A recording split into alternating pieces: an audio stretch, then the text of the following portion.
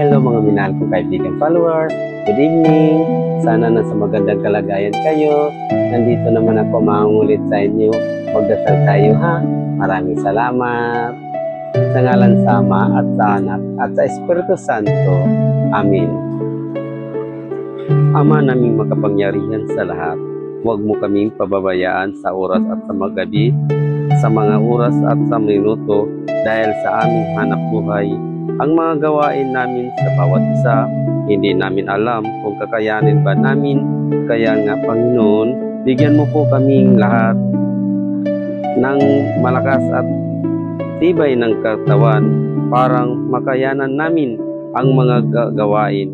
Panginoon, ipagkaloob mo sa amin ang kahilingan para sa kabutihan naming lahat at ang biyayang baguhin namin ang pag-awit ng himno ng kagalakan dahil sa iyong kadakilaan at walang hanggang awa ngayon at magpakailanman.